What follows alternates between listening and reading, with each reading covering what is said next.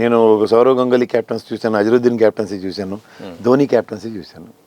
వీళ్ళు ఎప్పుడు నా వలన వరల్డ్ కప్ గెలిచారు, నా వల్ల ఛాంపియన్స్ ట్రోఫీ గెలిచారని అజరుద్దీన్ కానీ లేకపోతే గంగూలీ కానీ ధోని కానీ చెప్పిన వాళ్ళు ఎప్పుడు నేను చూడలే. Okay, it's a team effort, team work. కానీ ఫస్ట్ టైం నేను ఒక ముఖ్యమంత్రిని చూస్తున్నాను, క్యాబినెట్ సహచరులు 7 మీద, అంటే 14లో 7 మంది మీద ఒక మీడియా హౌస్లు కానీ లేదంటే ఎవడ పడితే ఆడ ఇష్టం వచ్చినట్టు ప్రవర్తిస్తున్నా సరే వాళ్ళ రెస్క్యూకి రాని ఒక ముఖ్యమంత్రిని చూశాను.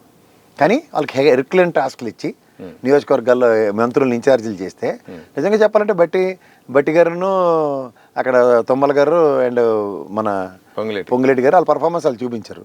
ఇక్కడ నల్గొండ జిల్లాలో ఉత్తమ్ కుమార్ రెడ్డి గారు కోమటిరెడ్డి బ్రదర్స్ వాళ్ళ పర్ఫార్మెన్స్ చూపించింది నేనే కదా. ఓకే, మహబూబ్ నగర్లో సెల్ఫ్ గోల్ రివర్స్. వరంగల్లో మీరు చెప్తే కేసు సముద్రం నేను చెప్తున్నాను కదా, మీ ప్రభుత్వ సలహాదారుడు మీ కుడి భోజనం ఎడం భోజనం అన్ని భోజనాలు చెప్పిన మనిషి ఆయన ఎడి చేసిన కొంప ముంచే చూపించారు కదా మున్సిపాలిటీలో. ఓకే, హంగులు తీసుకొచ్చి.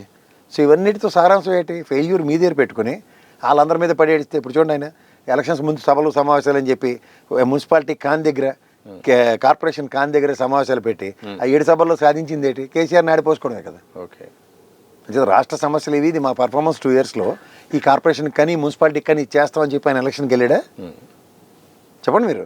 అలా కాకుండా కేసీఆర్ నాడిపోసుకుంటూ సభలో సమావేశాల్లో కాలక్షేపం చేసుకుంటూ ముందుకెళ్ళి అవుట్కమ్ ఎక్స్పెక్ట్ చేస్తే ఎట్లా అవుద్ది. గెలిచేస్తే అంతా నా క్రెడిట్ నాది, ఓడిపోయినవన్నీ మంత్రులు అంటే what's the use of having a captain.